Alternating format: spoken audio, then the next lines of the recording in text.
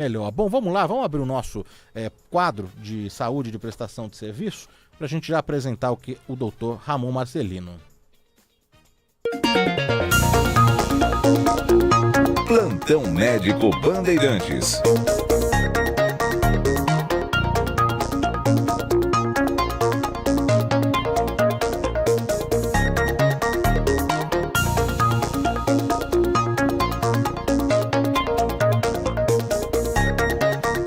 Muito bem, agora sim, abrindo o nosso quadro de saúde, é o Plantão Médico Bandeirantes, recebendo o médico endocrinologista do Hospital das Clínicas da Faculdade de Medicina da USP, o doutor Ramon Marcelino.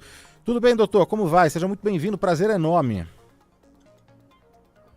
Obrigado pela recepção aí, Danilo. É um prazer estar aqui falando sobre um assunto que eu adoro, que é emagrecimento com saúde. É, isso que é importante, né? Emagrecer com saúde. A gente vai falar também, não é, sobre as canetas emagrecedoras. Eu li o seu artigo, muito interessante, por sinal, né? Essa pressão da sociedade, essa pressão das redes sociais, essa pressão pelo corpo, né? Perfeito.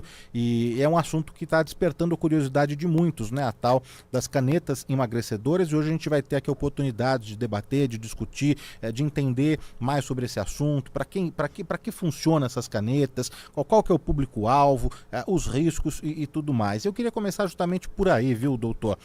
Quando a gente fala em canetas emagrecedoras, que tomou aí, não é, o noticiário, noticiário de todas as páginas, né? Porque o que tem de farmácia sendo assaltada para roubar medicamentos, né, como esses que têm um alto custo, não está escrito, né? Mas quando a gente fala em canetas emagrecedoras, a gente está falando exatamente do quê? Qual que é o princípio ativo? Quais são os componentes? Elas servem exatamente para o quê, hein? Olha, Danilo, as canetas emagrecedoras, na verdade, é um nome que a mídia tem usado para os análogos de GLP-1, tá? É uma classe de medicamentos que é utilizada para tanto o tratamento de diabetes mellitus tipo 2, quanto para a obesidade e excesso de peso, tá? No Brasil, nós temos em farmácia o Saxenda, né, a liraglutida, que é de aplicação diária. Nós temos também a semaglutida, que já é o Wegovy, ou o Ozempic, que ficou super famoso, que é de aplicação semanal. E agora, mais recente, a tirzepatida, que é o Mounjaro, que não sai da boca da população. Tá todo mundo falando de Mounjaro. E eles são medicações que são utilizados na perda de peso e também no tratamento do diabetes. Eles funcionam atuando no cérebro, sensibilizando mais a saciação. Então, a pessoa ela sente menos fome, reduz o esvaziamento gástrico e altera também a sensibilidade à insulina. Acaba deixando a pessoa mais sensível à insulina, promovendo perdas de peso que a gente nunca tinha visto com outro tipo de medicação. Então, é uma situação nova, até mesmo para a gente se adaptar, porque são problemas diferentes. Até a década passada, a gente não tinha problemas de perder muito peso, porque as medicações não conseguiam atingir isso. Agora, com as novas medicações, a gente tem esse problema que precisa ser monitorado, e inclusive a perda de massa magra também, que é um dos riscos. Então, pelo que eu entendi, existe uma diferença entre o Ozempic e o Mounjaro, por exemplo, que são dois dos nomes mais falados, mais comentados. Eles não são iguais, não é isso? Ou não? Não são iguais, não são iguais. O Ozempic e o Wegovy, que é a molécula semaglutida, nós temos até outras apresentações também, porque agora caiu a patente, então a gente tem uma possibilidade aí de comprar no mercado outras formulações, mas é a mesma molécula. É uma molécula mais antiga, que tem um agonismo somente pelo GLP-1, tá? A perda de peso, ela varia aí de uns 15 a 20%. Já quando a gente fala de análogo de GLP-1 e GIP, então o GIP é mais uma molécula que tem um agonismo que também é produzido pelo pâncreas e pelo intestino, ele vai potencializar as ações do GLP-1. Então essa perda de peso ela vai ser mais pronunciada. A gente tem estudos aí com até 24% de peso corporal total perdido. Tá? E a gente tem uma tendência clínica a achar pelos estudos que o Mounjaro tem menos efeitos colaterais. Então, se o paciente teve muito efeito colateral com a semaglutida, a gente costuma tentar trocar para Mounjaro. Ou se a pessoa tem um excesso de peso muito importante, já peso com uma molécula, a gente tenta passar para outra. Então é importante entender que são duas moléculas diferentes. Se ela não respondeu a uma, você pode tentar trocar para outra. Os valores também são diferentes. O tratamento com Mounjaro acaba sendo mais caro por fato de ser uma molécula que tem patente exclusiva e, enfim, ser mais potente, ser mais moderna. Então essas seriam as grandes diferenças aí entre as duas moléculas. São medicamentos que ganharam, né, visibilidade nesses últimos anos e também o uso para todos os tipos, né, um uso até indiscriminado, porque o que eu estava lendo, e aqui a gente vai ter a chance de esclarecer e tirar as dúvidas com quem entende mesmo, com o Dr. Ramon, que ali atrás, acho que o objetivo mesmo era para obesidade severa e diabetes, ponto. Agora tem Mounjaro e Ozempic para tudo, né? Você quer perder 5 quilos, é só usar lá um desses que você consegue perder os 5 quilos. Mas originalmente, ali pensado mesmo, era para o tratamento de duas doenças muito complicadas ali, não é? Que é uma obesidade severa, aqueles pacientes que não conseguem nem sair da cama, e para quem tem diabetes. Era isso, doutor? Na verdade, a indicação das canetas, ela tá para sobrepeso com alguma disfunção metabólica. Então, por exemplo, se o paciente já tem um excesso de peso, pode não ser muito grave, mas se já tem uma glicemia de jejum alterado, já tem um colesterol, um triglicéride alterado, se ele já tem uma artrose importante, asma, doenças correlacionadas que podem ser pioradas com obesidade, ele já tem o que a nova classificação proposta aí ano passado no artigo Lancet, falando que é uma obesidade clínica, ou seja, um problema de excesso de peso que dá um sintoma de fato real para uma piora de uma qualidade de vida. Nesse paciente, você já está autorizado a tratar. Tá? Então, mesmo que você não tenha de fato uma obesidade com IMC acima de 30, você pode, com sobrepeso e alguma disfunção metabólica, tratar. Não, desculpa, te interrompi. Então era isso. Então, já um paciente com sobrepeso e outras doenças associadas, ele já tem a indicação, então? Sim, mas aí é por isso que precisa de uma avaliação médica, porque tem muita gente com sobrepeso que não tem alteração nenhuma metabólica e nunca tentou mudar o estilo de vida. E a gente tem que lembrar que em todo estudo com canetas emagrecedoras, a parte da mudança do estilo de vida, ela foi feita.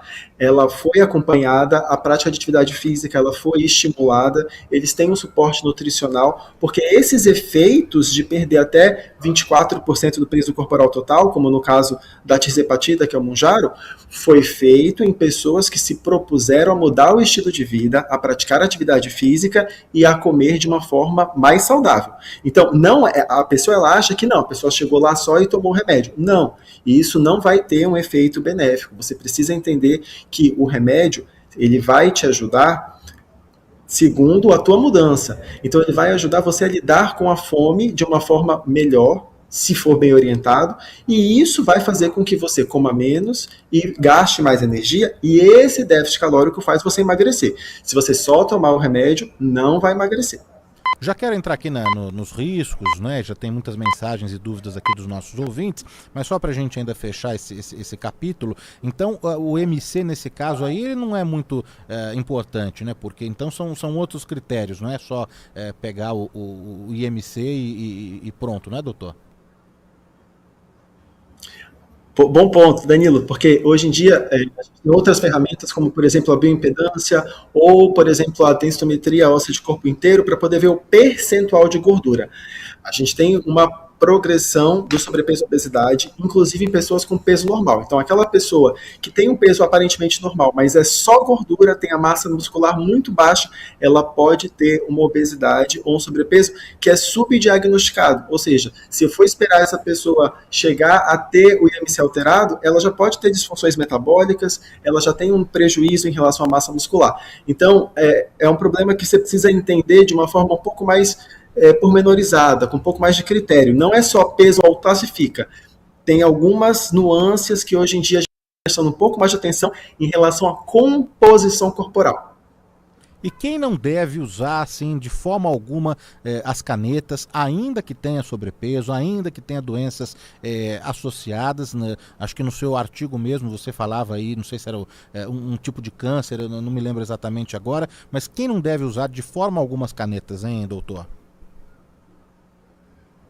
Então, você falou bem, tem um câncer específico do carcinoma medular de tireoide, que nós tivemos aumento da calcitonina, que é um marcador tumoral associado a esse câncer, que é uma contraindicação aí praticamente absoluta.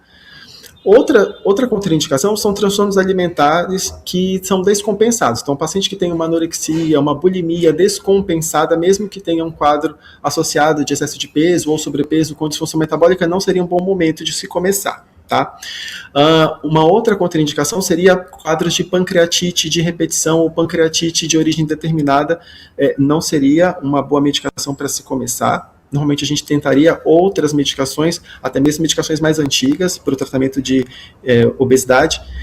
E também tem uma outra complicação que hoje em dia está se levantando e se juntando um pouco mais de literatura sobre, que é uma retinopatia isquêmica específica chamada NAION, que também está sendo relacionado com os análogos de GLP-1. A gente não sabe até que ponto isso tem um viés, porque eles são muito pequenos, a gente ainda precisa de estudos com melhor qualidade, mas está sob suspeita de ter relação com os análogos de GLP-1. Então, essas doenças específicas, e acho que não seria uma medicação para se iniciar, tem pelo menos uma contraindicação relativa. Claro que se for uma pessoa com uma obesidade muito grave, que não vai ter outra forma, você tem que pesar risco-benefício, mas de forma geral você já sai com uma contraindicação relativa. E restrições por idade, crianças, adolescentes, idosos, gestantes, esse recorte também é recomendado, não é? Sim. Para crianças, a gente tem a autorização para começar a tratar com análogo de GLP-1 a semaglutida, tá? A partir de 12 anos de idade. Mas, claro, sempre que a gente fala de adolescente, os critérios eles mudam um pouco, a gente é um pouco mais conservador, pelo impacto psicológico, pelo impacto social, pelo custo. Então, normalmente, a obesidade na infância, na adolescência, a gente tenta mais um pouco atividade, estilo de vida saudável, principalmente porque aquela criança está crescendo, então às vezes se ela não ganhar peso, isso já é um benefício porque ela vai crescer e aquilo vai se distribuindo.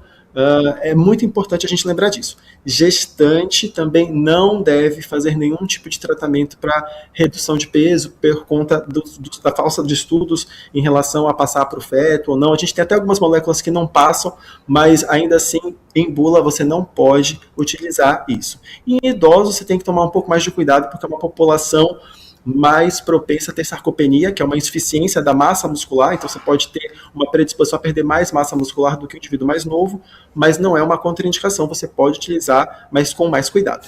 Quem que prescreve, doutor? É o nutricionista? É o cardiologista? É o endocrinologista? Quem que, né, o paciente, né, o ouvinte que está aqui acompanhando essa entrevista e claro, né, depois do fechamento aqui da pauta vai pesar, não é, os riscos, vai pesar também os benefícios, vai ver se faz sentido, né, para a vida dele. Ele procura qual médico? O médico de confiança dele. É muito importante a gente bater nisso, porque a obesidade ela é uma pandemia. A gente não pode só restringir a uma especialidade a responsabilidade de tratar, tá? Principalmente porque, por exemplo, se é um paciente com uma insuficiência cardíaca, a gente viu que o remédio ele diminui mortalidade. Então, o cardiologista que vai estar no centro do cuidado do paciente com insuficiência cardíaca, ele pode e deve ser encorajado a iniciar o tratamento. Claro que, se o paciente tiver a possibilidade de passar com um especialista nisso, com um endocrinologista, ótimo. Mas, se ele não tiver, o cardiologista pode sim assumir esse protagonismo no cuidado, sempre associado com o nutricionista, porque vai ser importante as medidas nutricionais. E o médico não pode prescrever uma alimentação, né? Não pode prescrever um cardápio, isso é função do nutricionista. Então, é uma equipe conjunto. O médico vai prescrever, são medicações que têm receituário controlado pela Anvisa e retenção de receita. É uma coisa importante de se lembrar, com validade de 90 dias, pessoal e tudo mais, e esse cuidado adicional com o nutricionista para ter as orientações nutricionais e a promoção de uma alimentação saudável. Estamos entrevistando ao vivo aqui no Do Bom e do Melhor da Rádio Bandeirantes, na manhã deste sábado, o doutor Ramon Marcelino, que é médico endocrinologista, e o tema do programa de hoje é as canetas emagrecedoras, esses remédios, né, que ganharam aí o noticiário, tá todo mundo falando, a gente já falou aqui algumas marcas ali, né, o Ozempic, o Mounjaro, o doutor explicando a diferença de um, de outro, falando dos riscos, falando de quem pode, né, se beneficiar, fazer uso desse tipo de medicamentos. Os ouvintes estão participando aqui. Sandro Rodrigues, obrigado aí pela mensagem, uma ótima entrevista a cada sábado, brigadíssimo. A Ana Maria Moraes está chegando por aqui também, o João Batista Gomes da Silva, o Leonardo, ele diz aqui, todo cuidado é pouco, né, com as canetas, com os medicamentos, porque o nosso organismo não é brincadeira não, depois não tem volta, vamos nos cuidar sempre com a orientação médica. A Érica também está por aqui, a Nelly Mello, a Vera Pirillo, a Loreta Bellini, tanta gente aqui, a Vanessa Garbo, o Heleno Souza. A gente vai registrar mais da participação do ouvinte Bandeirantes. Tem mensagens de áudio aqui também no nosso WhatsApp, mas quero saber o seguinte, né? Antes de iniciar o tratamento, já que mexe tanto, né, com o organismo, com o corpo humano, quais exames, quais são as avaliações ali que o médico acaba pedindo, que são fundamentais antes de iniciar um tratamento com algum desses medicamentos, hein, doutor? Então, Danilo, lembra que eu falei que se o paciente tiver alguma alteração secundária à obesidade, você pode preferir começar o tratamento com medicação? Então, se o paciente chega com excesso de peso e não está se queixando ativamente, né, de um cansaço expressivo, ou, por exemplo, no caso dos homens, de sintomas associados à baixa de testosterona, que também pode ser uma doença associada aí o hipogonadismo, que a gente chama de MOSH. Se ele só fala assim, doutor, eu vim aqui para fazer uma avaliação da minha saúde, para saber se eu tenho ou não indicação de usar uma caneta emagrecedora. Você vai pedir os exames das doenças que mais são relacionadas com excesso de peso. Diabetes, então você vai pedir glicemia, a hemoglobina glicada. Se o paciente, por exemplo, tem fatores de risco para você pensar numa apneia do sono, a polissonografia pode ser um exame muito importante de uma doença silenciosa, que é a apneia do sono. Se o paciente já tem uma obesidade e você pode solicitar um ultrassom de abdômen total para poder avaliar a esteatose hepática e também alguns marcadores de esteatohepatite, que é a TGP e a TGO, que são enzimas hepáticas que a gente pode poder avaliar também. Além disso tudo, é importantíssimo fazer uma boa anamnese, que é aquela conversa frente a frente com o paciente, para você entender se ele tem algum transtorno alimentar, se ele tem algum sofrimento em relação à comida. Isso é muito importante antes de se iniciar qualquer tratamento. Se a pessoa ela já tem um sofrimento em relação à comida, o foco do tratamento não pode ser o emagrecimento pura e simplesmente, tem que ser a reabilitação da forma como ela lida com a comida. Porque esse sofrimento, se ele se regularizar, o peso se regulariza de forma secundária. Mas se eu focar no peso, esse sofrimento pode ser amplificado. A pessoa pensar mais ainda na restrição, pensar mais, não posso comer isso, não posso comer aquilo. E isso gerar um desconforto e acabar adoecendo mais do que fazendo bem. Então, é fundamental que o médico seja avaliado para transtornos alimentares antes de se iniciar qualquer tratamento em relação ao peso e qualquer mudança do estilo de vida também.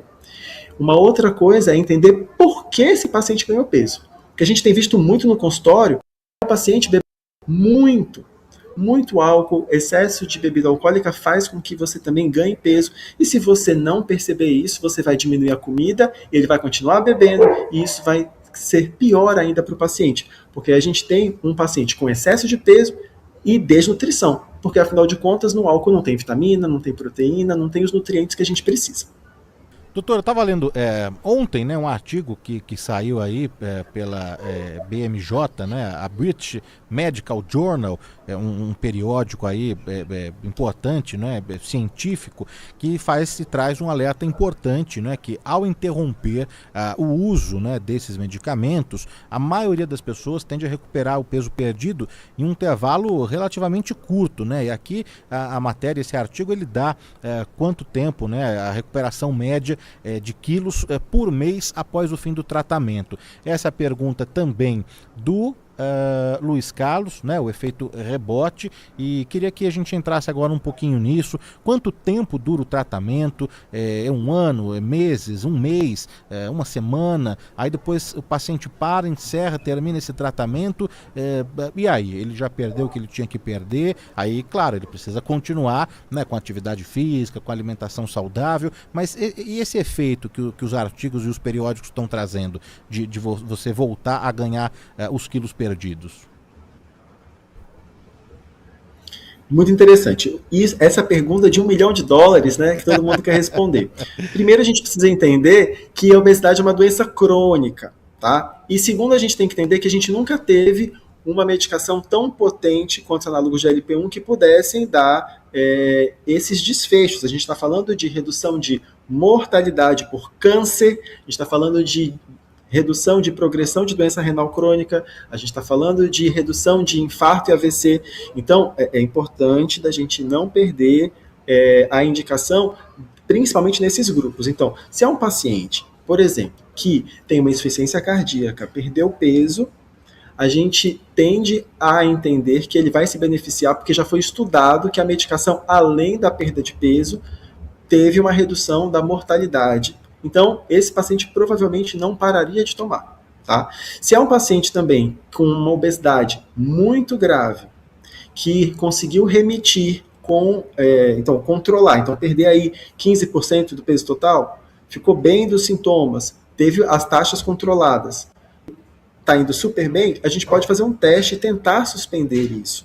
Se ele recuperar a disfunção, a gente volta com a medicação. Então, você pode fazer um teste de tentar suspender, ou você pode entender que aquele paciente vai se beneficiar para a vida toda da medicação. Essa é uma verdade super difícil de engolir, de entender, que quebra o sistema de saúde, porque as medicações são caras, mas que a gente, tendo a visão de que a obesidade é uma doença crônica, assim como hipertensão, assim como diabetes, que a gente trata o resto da vida.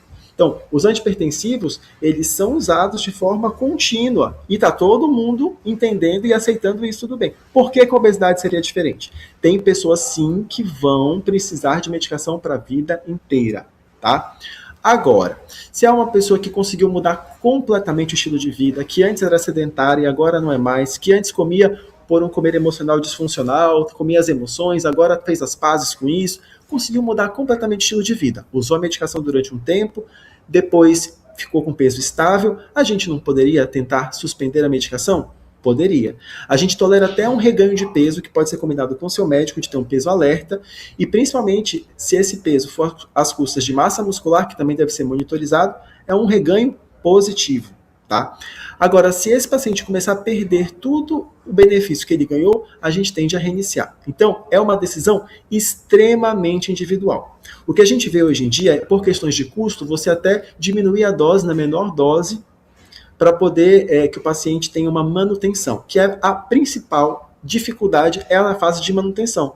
A fase de perda de peso a gente até consegue fazer, que é no primeiro ano, tá? Então, normalmente a gente fala de 1 ano de tratamento inicialmente e depois a gente vai conversando com o paciente, porque é o tempo que o corpo dele vai se acostumar com o peso novo, e vamos lembrar que o corpo, ele faz mecanismos de adaptação para reganho de peso, tá? Então, ele aumenta a fome, para cada quilo que você perde, você ganha 100 calorias de fome, tá? A gordura produz hormônios na saciedade e quando você perde, também sente falta disso. E, por último, uma notícia super importante, assim, o reganho de peso, ele não está associado às canetas emagrecedoras somente. Qualquer processo de perda de peso, com ou sem medicação, a cirurgia bariátrica é um excelente exemplo disso. Depois do primeiro ano da cirurgia bariátrica, ocorre um reganho de peso, que é a principal complicação da cirurgia bariátrica, é o reganho de peso.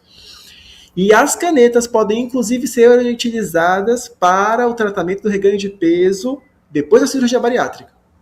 Então, são conceitos que a gente tem que explicar um pouco mais, porque se deturpados, eles tornam aí uma ferramenta o vilão. Então, a gente tem que pensar e também entender que na história natural da obesidade, se esse paciente que reganhou o peso de forma tão rápida, se ele não tivesse sido tratado, ele provavelmente estaria ganhando peso em cima do peso que ele já tinha, e as disfunções estariam piores. Então, a gente tem que tentar entender que o reganho de peso é um problema, sim, mas não tratar a obesidade é um problema maior. O Eduardo quer saber aqui, só para esclarecer, né? Então, o paciente fez uso lá das canetas, dos medicamentos, perdeu peso, tá ali com acompanhamento, com nutricionista, tá com alimentação saudável, tá fazendo, né, praticando atividade física. Mesmo nesse caso, o Eduardo quer saber se não tem como largar a caneta. Ele pode parar aí ou é para a vida toda, como você colocou, hein, doutor? Legal. Isso ele deve conversar e discutir com o médico dele, tá? Porque, independentemente de qualquer coisa, tem que ter feito um desmame progressivo. Então, ele não pode parar com uma dose alta ou intermediária. Ele tem que ir reduzindo a dose, se acostumando e se readaptando com a nova rotina e com um novo setup de fome, né? Com a nova sensação de fome que ele pode ocasionalmente sentir. Então, se ele teve a remissão das alterações metabólicas que ele tinha antes, se ele conseguiu mudar de fato o estilo de vida, se ele é uma pessoa que está ativa, está fazendo atividade física de forma frequente, ele é sim um candidato a fazer uma tentativa de desmame. E isso deve ser feito progressivo, com redução progressiva das doses, manejado pelo médico dele, e se ele conseguir ficar com peso estável ou tiver um reganho aceitável, ótimo. A gente promove isso, porque na verdade o importante é ele ter a normalização e ficar bem. Não é ficar prescrevendo remédio. Quanto menos remédio, melhor mesmo. Eduardo, tá respondido, né? Mas tem mais aqui, não é só o Eduardo não. O Wagner tá aqui em São Vicente, o Wagner do Jingle, sempre bom ouvir o seu programa. O Carlos Alberto tá na Praia Grande, diz que tá lotada lá. Eu imagino que esse calor aí deve estar lotado mesmo. Ele tá trabalhando e ouvindo aqui o programa. Cláudia Rosana, um beijo para você de São Bernardo do Campo. Tem mensagens de áudio que a gente vai passar aqui para o doutor Ramon Marcelino, que é médico endocrinologista do Hospital das Clínicas da Faculdade de Medicina da USP, hoje participando do bom e do melhor, do quadro de saúde, de prestação de serviço, o Plantão Médico Bandeirantes, falando sobre canetas emagrecedoras, esses medicamentos, né, que ajudam na perda de peso e controle da obesidade. Vamos ouvir aqui as primeiras participações em áudio. Vamos lá. Bom dia, Danilo. Vera de Santos. Oi, Vera. Vila Belmiro. Passando para te desejar um excelente programa e um bom fim de semana para você. Meu bem, obrigado, viu? Obrigadíssimo também, aproveite o final de semana, obrigado pela audiência. Tem mais uma aqui de áudio. Bom dia, Danilo, bom dia, doutor. Alexandre Galvão, daqui da cidade de Ultra, zona sul de São Paulo. Não é o meu caso, que eu tenho até facilidade para emagrecer, mas enfim, e pessoas que, cada vez mais eu vejo isso, pessoas que tiveram que remover a vesícula, podem usar esses, vamos falar assim, canetas? Outra coisa, eu cresci vendo todo tipo de propaganda e todo tipo de método para emagrecimento. Mas eu, no meu caso, quando me assustei, fui ganhando peso, né? Eu simplesmente passei a comer menos, de tudo, porém menos. Tá aí, obrigado, ouvinte, pela participação, pela audiência. E aí, doutor, ele falou sobre a vesícula, não é isso? Isso mesmo. Os pacientes que não têm a vesícula, porque removeram cirurgicamente, fizeram a cirurgia de colestectomia, eles podem sim utilizar as canetas, mas é importantíssimo de explicar que a ingesta de alimentos mais gordurosos pode dar mais sintomas, porque a vesícula ela serve para acumular a bile e liberar após a alimentação, justamente para se juntar com o alimento e facilitar na emulsão das gorduras. Não tendo a vesícula, a bile vai ficar pingando de gota em gota, então não vai ter esse estímulo e essa liberação de uma vez só. Isso pode alterar a absorção de gorduras e a pessoa pode se tornar mais intolerante. E com os análogos de GLP-1, os efeitos colaterais podem ser náusea, vômito, enjoo. Isso pode acabar sendo amplificado, mas não é uma contraindicação. É só um cuidado a mais que esse paciente vai ter que ter. Vamos lá, mais aqui da participação do ouvinte Bandeirantes no nosso WhatsApp, no 11 99904 8756. Oi, bom dia, sou Ana Paula de Praia Grande. Eu quero tirar uma dúvida. Quem não tem mais a glândula da tireoide, porém o TSH é muito alto, a medicação também ajuda nisso?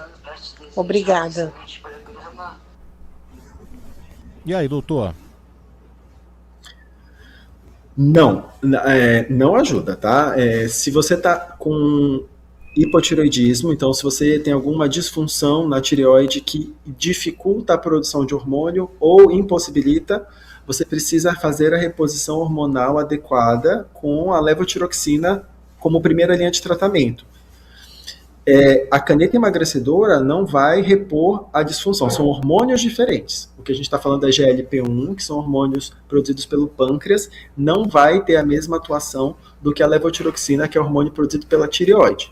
Então, aconselho você a discutir com o seu médico ou ajuste de dose, ou atenção, porque às vezes você até já está tomando a levotiroxina, mas ela precisa ser tomada em jejum, então se você não está fazendo isso, provavelmente ela não está sendo absorvida de forma adequada.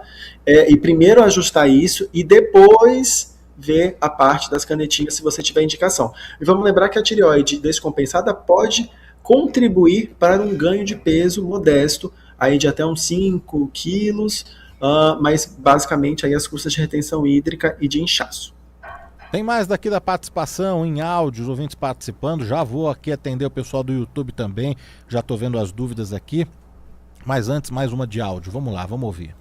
Oi, Danilo. Bom dia de novo, é Carlos de Praganha de novo. Pergunta pro doutor, por favor, para quem é barrigudo e não emagrece a barriga de jeito nenhum, nem com exercício, se essas canetas aí é indicada. Eu tenho uma barriga aqui de chope, mas não bebo, entendeu? Não bebo cerveja nenhuma, mas tenho uma barriga de mais de 100 e pouco de circunferência. Pergunta para mim, por favor, se eu posso usar essa caneta aí para perder barriga só. Eu não queria emagrecer, eu queria perder barriga. Vê aí, Danilo, por favor. Carlos Alberto de Praia Grande. Tá aqui, tá no ar já a sua dúvida, o doutor vai esclarecer para você, viu, meu amigo? E aí, doutor? Ei, Carlos Alberto, essa aí é boa, hein? Vamos lá. Isso aí é muito interessante. A gente tem que lembrar que o aumento da circunferência abdominal, tá? Ele está associado ao aumento do risco cardiovascular, então de pressão alta, diabetes, infarto. Esse que ele falou, mais de 100 e poucos, ele já está aí num risco elevado para muito elevado, tá? Porque a gente tem aí um ponto de corte aí de 95 e 8,85 de circunferência abdominal, para a gente ter, a partir disso já tem um aumento aí no risco cardiovascular. A caneta, ela vai promover um déficit calórico pela redução da fome, tá? A gente tem alguns estudos mostrando que o Mounjaro e a semaglutida talvez tivessem aí um benefício maior na gordura visceral, que é justamente essa da barriga, mas não tem como perder somente essa gordura, né? A gordura que fica embaixo do músculo. Ela é a mais danosa, mas todo o processo de emagrecimento, de alguma forma, em alguma proporção, vai perder também a gordura subcutânea. Então, vai ser difícil perder só a barriga, tá? Agora, se você não tem nenhuma disfunção metabólica e só por conta da circunferência abdominal, eu te aconselho a primeiro mudar o estilo de vida antes de usar as canetas, que vai sair muito mais barato, é muito mais sustentável e é um tratamento que dá muito efeito também. Moacir Zaco está aqui na escuta, brigadíssimo, viu, pela audiência, o Walter Lima de Osasco, José Carlos Facina de Limeira, tem muita gente querendo saber sobre os efeitos colaterais, é a pergunta da Denise, é a pergunta de um outro ouvinte aqui que não se identificou, que escreveu aqui, as canetas, como todo remédio, tem contraindicação e quais seriam? E ainda sobre essa dúvida aqui, uma de áudio que chegou no nosso WhatsApp, vamos ouvir. Danilo, bom dia, tudo bem? Quem fala é Gilvan, aqui de Santana, Parnaíba. Danilo, eu comecei a fazer uso das canetas tem 2 anos.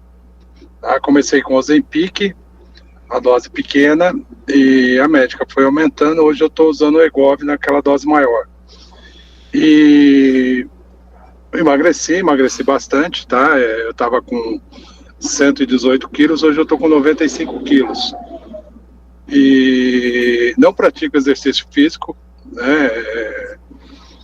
Infelizmente, mas preciso fazê-lo. E de uns tempos para cá eu tenho sentido muitas dores nos ombros e no quadril. Faço alguns exames, fiz alguns exames e não deram em nada. Isso pode ser efeito colateral das canetas? Bom dia. Bom dia, obrigado, viu, pela participação, pela audiência, pela mensagem. O doutor vai responder a sua pergunta e também os outros, né, ouvintes que falavam aí sobre contraindicação, sobre efeitos colaterais de uma forma geral, hein, doutor? Tá, então sobre os efeitos colaterais, as contraindicações, aquelas que eu já falei, então se o paciente tiver um tipo específico de retinopatia isquêmica na ION, normalmente a gente não utiliza, pancreatite de repetição, amamentação, crianças menores de 12 anos e carcinoma medular de tireoide, tá? Agora falando sobre os efeitos colaterais, então nós temos efeitos colaterais principalmente em relação ao trato gastrointestinal, redução do esvaziamento gástrico, promovendo náusea, vômito, refluxo, pode piorar um pouco de refluxo, pode dar diarreia também, tá? Então esses são os efeitos colaterais mais comuns. No caso do Mounjaro, uma reação cutânea também pode aparecer, que parece uma alergia no local de aplicação, mas que normalmente é resolvido se você tirar a medicação meia hora antes e aplicar com ela em temperatura ambiente, depois volta à geladeira. Agora falando especificamente aí sobre a última pergunta, né? Falando aí sobre já ter usado a medicação, né? Então ele usou a medicação, isso, perdeu peso e... Não, é isso mesmo. E qual era a dúvida dele? Que ele sente dor. Nos ombros, isso mesmo, vamos lá. Então, na verdade, as medicações, elas não dão artralgia de forma muito comum. É um efeito colateral, assim, que a gente muito raramente vê. Mas a gente não pode deixar de lembrar que o excesso de peso, ele é um fator de risco para artrose, tá? A gordura tem um caráter inflamatório e isso pode acabar, influenciando. Então, não sei que tipo de exames que ele fez. Se ele fez só exames de sangue, por exemplo, não vai conseguir diagnosticar artrose. Então, tem que ver o exame físico, então fazer a mobilização passiva da articulação, ver se tem crepitação, né? Então ele vai movimentar, o médico vai avaliar isso e lançar a mão aí de um raio-x, de uma ressonância, de uma tomografia para poder ver a cartilagem. Provavelmente, tá, com o processo de envelhecimento, a cartilagem ela vai ficando mais ressecada se ele ainda tem um excesso de peso. E principalmente por uma coisa que ele falou aí, ele é sedentário. Isso é um fator de risco aí também para artrose. Então, pode ser, na verdade, uma doença que foi subtratada, né? Então, associado à obesidade que não está em controle, porque ele teve uma perda de peso, mas pelo que ele está falando aí, isso meio que parou e ele não progrediu com a mudança do estilo de vida. Então, ele está fazendo um tratamento incompleto, porque a atividade física ela é primordial para o tratamento adequado. Doutor Jorge está aqui, que ele é de Curitiba, né? Clínico geral em Curitiba, excelentes informações, esclarecedoras aos ouvintes. Obrigado, viu, doutor, pela audiência. A Leni, do Jardim São Luís, por favor, pergunte ao doutor. Ela fez o uso aqui de um medicamento, não se adaptou e aumentou o refluxo, né? Ribelsus, é isso, doutor? É isso, né? E, então se tem uma medicação mais apropriada, não é? Porque ela não se adaptou com esse. Então, mas Ribelsus é o primo das canetinhas emagrecedoras, é o mesmo princípio ativo, a semaglutida, só que em comprimido, com uma tecnologia que permite a absorção pelo estômago. Só que ele precisa de 30 minutos em jejum para poder fazer o efeito, e nós não temos ainda em doses equivalentes com as doses para o tratamento de obesidade. Então, ele é mais para diabetes. Bom, agora, o que ela está falando é que ela teve refluxo. Isso. Né?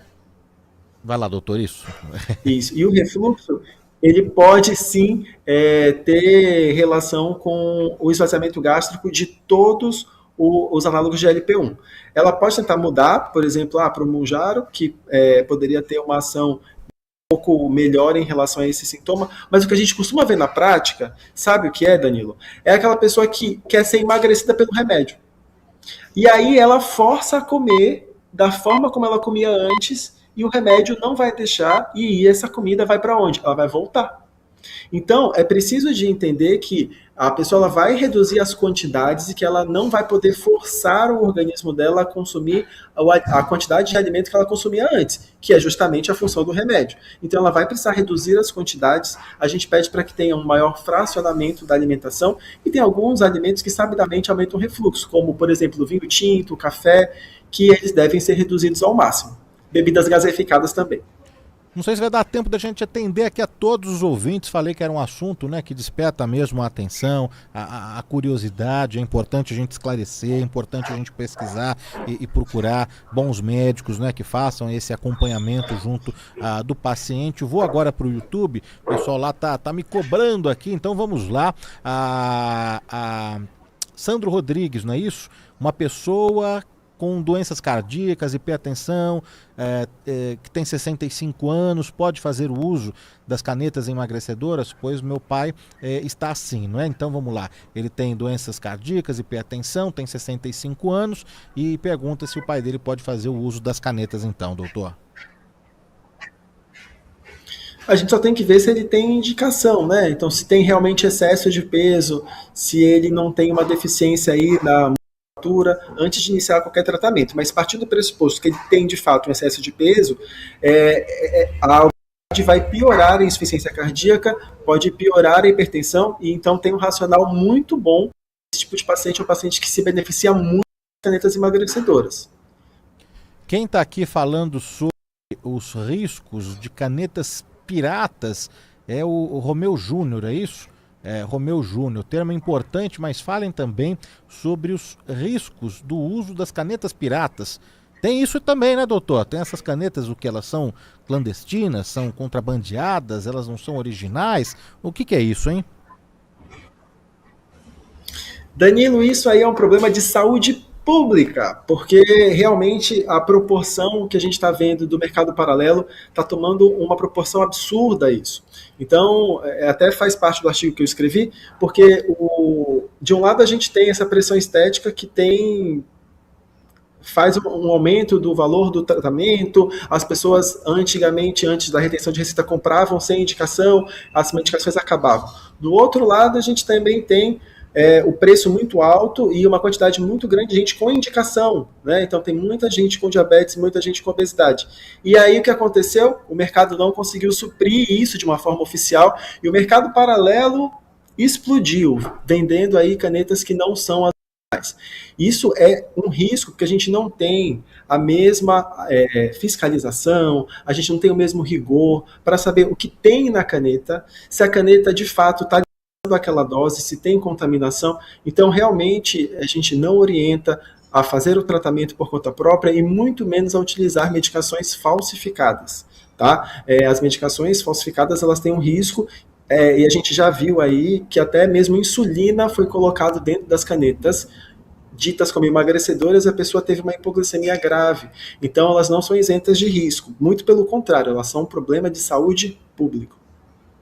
Estamos conversando com o doutor Ramon Marcelino, que é médico endocrinologista, médico do Hospital das Clínicas da Faculdade de Medicina da USP, hoje falando sobre as canetas emagrecedoras, sobre esses medicamentos, né, que auxiliam na perda de peso, o que tem da participação aqui dos nossos ouvintes. Não sei se vai dar tempo da gente atender a todos, a Beatriz Beirute na coordenação de estúdio, separando aqui os áudios, dá tempo da gente colocar mais algumas mensagens que chegam no nosso WhatsApp, no 11 9904 8756. Vamos ouvir mais uma.